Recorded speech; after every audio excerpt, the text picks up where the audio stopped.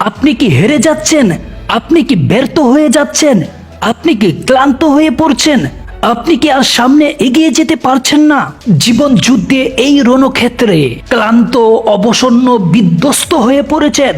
তাহলে এই ভিডিওটা আপনার জন্য। মনে রাখবেন, ক্লান্ত, ব্যর্থ, অবসন্ন তারাই হয় যারা অক্লান্ত পরিশ্রম ও চেষ্টা করে চলছে দিন রাত ধরে। আপনি নিজেকে সেই রূপ অনুভব করাচ্ছেন মানে আপনি অনেক কর্মঠ, লড়াকু, জীবন যুদ্ধে সর্বদা লড়ে চলছেন।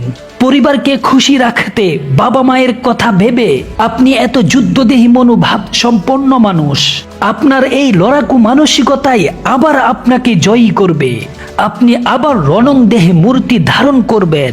শুধু একটু সময়ের অপেক্ষা, সামান্য একটু বিরতি, তারপরেই আবার নিজের রূপে ফিরে আসবেন।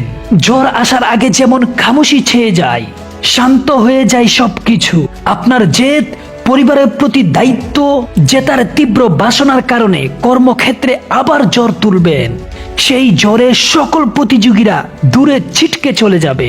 বর্তমানে আপনার ক্লান্তি ও শান্ত রূপ ঝড়ের পূর্ব লক্ষণ। বাঘ যেমন শিকারের আগে দুপা পিছিয়ে পড়ে, আপনার বিরতিও আপনার সাফল্যকে পাওয়ার একটা মাধ্যম মাত্র।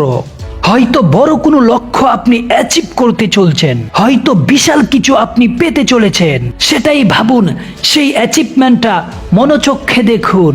তাহলে আপনি আবার এনার্জি পাবেন, আবার জয়ের জন্য ঝাঁপাবেন। এমনও হতে পারে আর কয়েকটা স্টেপই বাকি আপনার সাফল্যের জন্যে। তাই এই হার্ড টাইম থেকে ঘুরে দাঁড়ান, দেখবেন সারা জগৎ আপনাকে বরণ করে নিচ্ছে বিজয়ী হিসাবে।